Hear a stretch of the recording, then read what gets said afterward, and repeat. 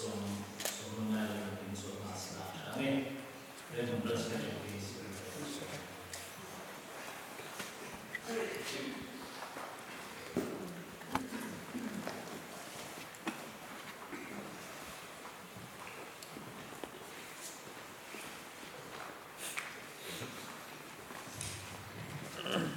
Vậy là chúng ta đang đang sẽ đi tiếp cầu sản tiếp ram thì về trong Christian lại qua tiếp rồi qua hôm nay tất cả các này cho là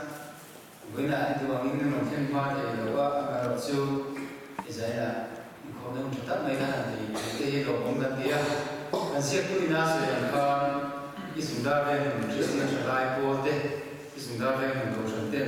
chỉ vậy thì nó ta kinh cái đầu buộc siêu cái này mà sai report cái này khác mà sai report cái này khác mai internet tiền là các quy định này đấy là đúng từ cầu sản tiền cái chi phí cái số tiền chuyện thấu cái nó mà là siêu rồi mình đem sang cái Christian lại qua tiền cái chuyện tiền đó và in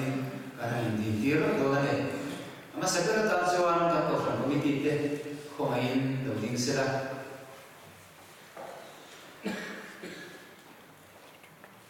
xem mà đi gần pastor dia pastor này anh vai so mà thùng anh này tua lu ba anh này câu chuyện upa so mà anh này anh này câu chuyện về sẽ có biết rồi thì không ai tin đấy là nhưng mà thế nó mà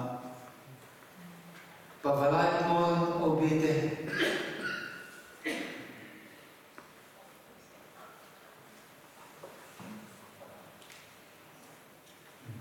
Chuan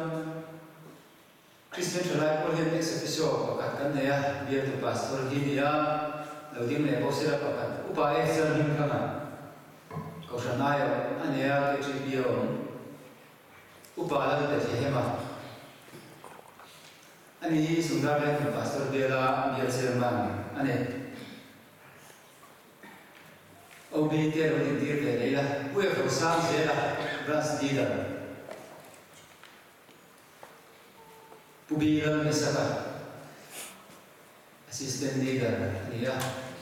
kan assistant secretary hi izona pa nei zona ma ma ra so le potuma exam na na ba ni treasurer la ke la thri finance secretary la ba la thela secretary kan ya ba ra sang zuala branch committee members te ko hai ding leila chúng sang khi nó mà asara ini bangin urusan sangat penting loh mereka oke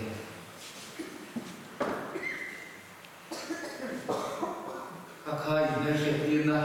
kita sila jadi kombana itu komban itu kakak urusan santai seluruh hal acung ansakmet baiki ane isungdah yang bukan seperti di report member saat ini bahasa sotum pamale sia sumsai ane ya bahasa sotum Zani pama ni committee member sini pa so bakal lecia pama so baru convine ane sub committee hi pasari kandid thaya missionary hi baru kan so nega KTP Tranghian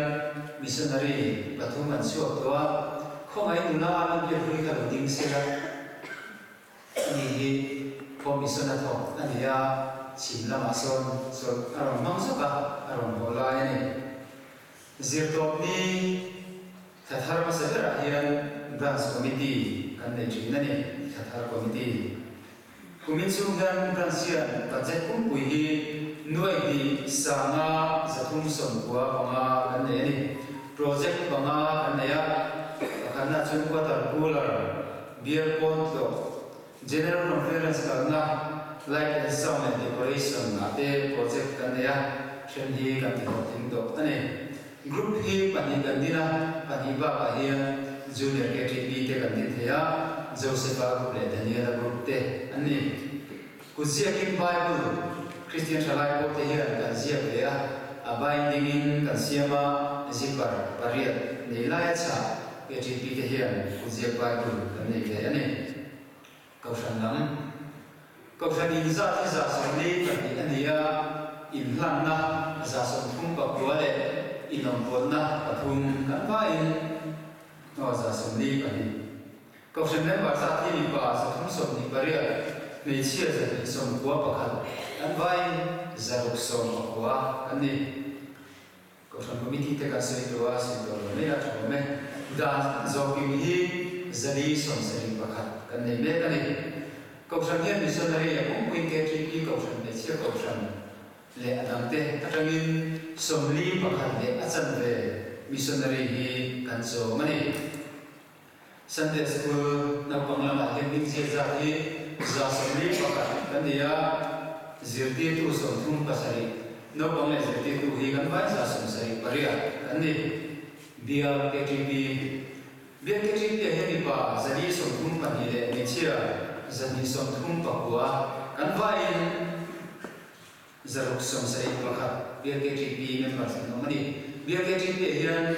pastor chun kan dia is dar ve ko ran kan dia chuan ni ran ta pe che ko nai ber ka mo che ko ran ong bo ka so la pa mala ma so veng thar ko ran ong bo ani BKTP ya hian committee kan vai ni som ni pali kan ma budget hi BKTP a cheng sing sari zanga sing sari sama ria chuan missionary kan so me kan ni Christian thalai chan bu central KTP ko isom thum pa kwa an la dia KTP hian dia chan bu kan suwa soteria ko pi isom ko paria kan la me ko kan ni chuan kan ko san hian KTP te engolin